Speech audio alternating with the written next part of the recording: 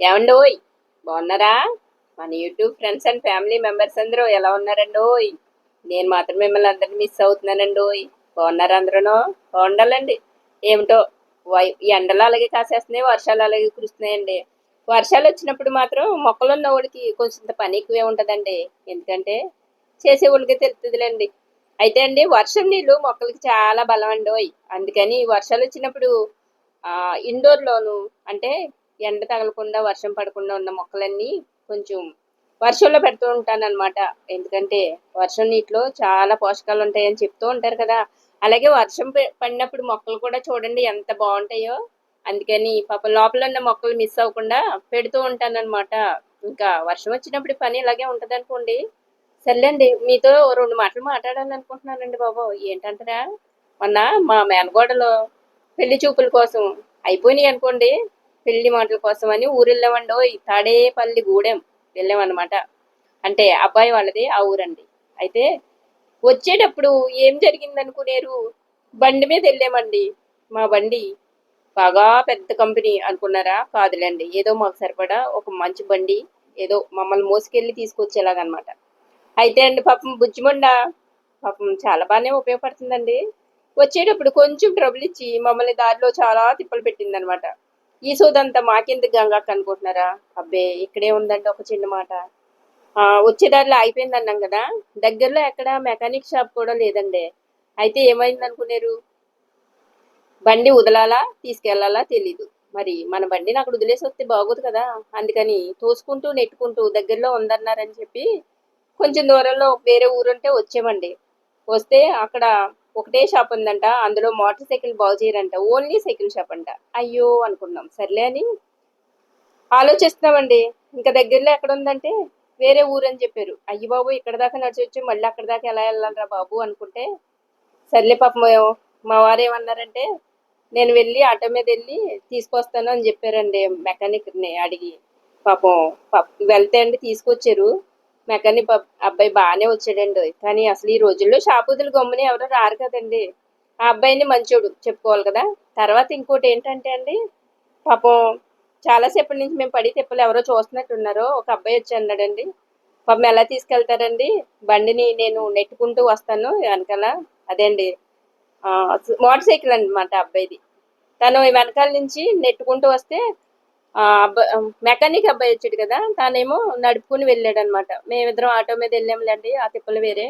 కాకపోతే ఏం చెప్పొచ్చేదంటే అండి, ఆ నెట్టుకుంటూ వెళ్ళిన అబ్బాయి మెకానిక్ అబ్బాయి అనుకో డబ్బులు తీసుకుంటాడు కదండి, ఛార్జ్ చేస్తాడు, అది వేరే విషయం.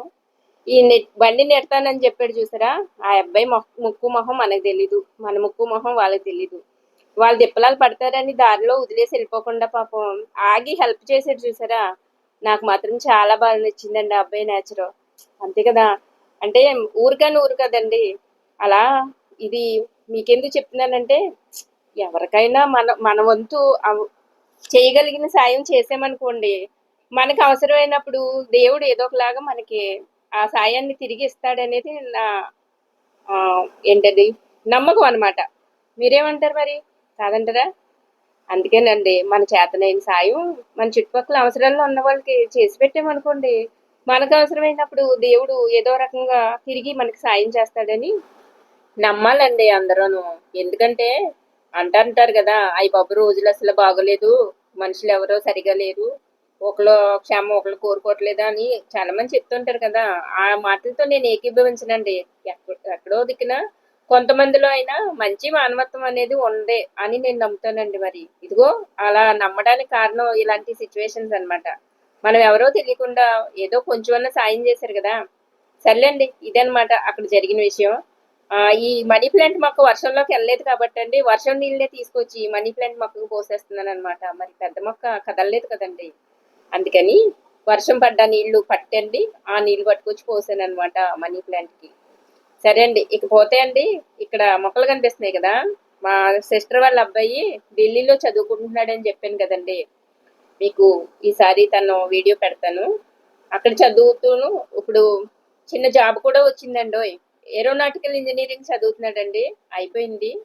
చిన్నగా జాబ్ కూడా వచ్చిందండి, అంటే ట్రైనింగ్ అనమాట. తను ఫ్రెండ్స్ తోటి సరదాగా దగ్గరలో ఏదో పేరు చెప్పాడండి, గార్డెన్కి వెళ్ళాడంట. అక్కడ మొక్కలన్నీనండి ఏంటి బోన్సాయి మొక్కలు అనమాట అండి. చూసారా ఎంత బాగున్నాయో. బోన్సాయిని భలే పెంచారు కదా. నాకు మొక్కలన్నా ఈ చెట్లన్నా ఇష్టమని చెప్పండి నా కోసం వీడియో తీసి పంపించాడండోయ్. మరి మీతో పంచుకుందామని చూపిస్తున్నాను అనమాట. ఢిల్లీలో రాష్ట్రపతి భవన్ అమృత ఉద్యాన్ అంటండి దీని పేరు. చాలా బాగున్నాయి కదా. మీకు కూడా చూపిద్దామని చూపిస్తున్నానండి. మరి మీకు వీడియో ఎలా అనిపించిందో నచ్చితే ఒక లైక్ చేసి ఏమనిపిస్తుందో కామెంట్ చేసి, అలాగే కొత్త వాళ్ళు ఎవరన్నా అయితే సబ్స్క్రైబ్ చేయండి. అలా మరి గంగక్కని ఎంకరేజ్ చేయండి. ఎప్పుడోకప్పుడు మేము కూడా ఢిల్లీ వెళ్దాం అనుకుంటున్నామండోయ్. మరి వెళ్తే మాత్రం వరుసగా ఇలాంటివన్నీ వీడియోస్ చేసి మీకు చూపిస్తూ ఉంటానండి. మరి త్వరలోనే ఎప్పుడోకప్పుడు వెళ్దాం అనుకుంటున్నాం. మరి వెళ్తాంలేండి. మరి ఉంటానండోయ్.